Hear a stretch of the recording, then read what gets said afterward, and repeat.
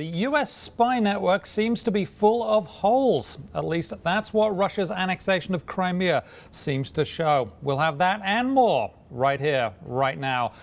I'm Simon Constable, and WSJ's Adam Enthouse joins us now to explain what's been going on with the U.S. spy network. Adam, great scoop here. You've dug deep and you've found a lot of holes.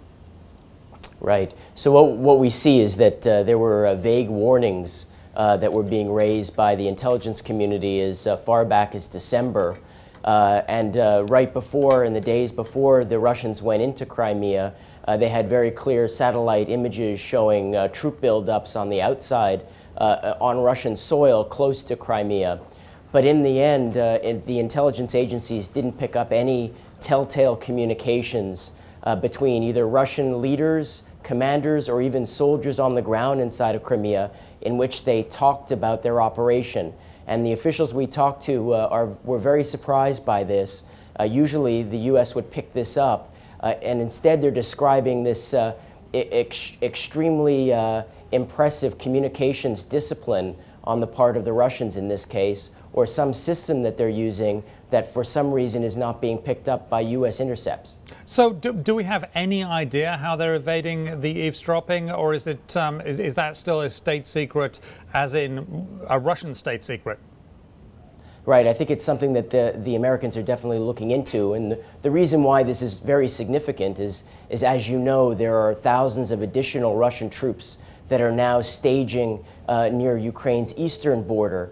And unless the United States gets a way to listen to those conversations, to hear what the commanders are saying to their soldiers, to each other, and what the leaders are doing, it's going to be very hard for the U.S. to predict or assess what Putin's intentions are next. So that's really the issue for the Americans right now, trying to figure this out. And Adam, it's true that the U.S. has more than one spy agency. It has a number of different spy agencies.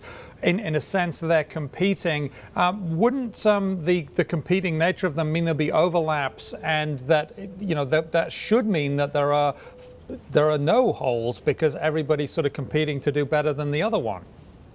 Well, they all compete, but they all have different strengths. So National Security Agency is the one that collects the intercepts. You have another agency that has satellite imagery analysis that it does. You have the CIA, which has the human intelligence and analytical strengths. And you have the Defense Intelligence Agency, which specializes in studying other militaries. So in this case, what you had was a consensus that there appeared a good likelihood that Putin would go into Crimea starting on the 26th of February was when that warning was made to the president. But the details, without having the intercepted communications, they really struggled to come with an explanation of what was going to happen next and when. And so you had differences on the analytical side, and the intelligence agencies couldn't be as committed and as certain as you would expect them to be if they had a fuller picture. Okay, interesting stuff. So intelligence still the name of the game when it comes to invading other countries or taking them over. Thank you very much, Adam Enthouse of the Wall Street Journal.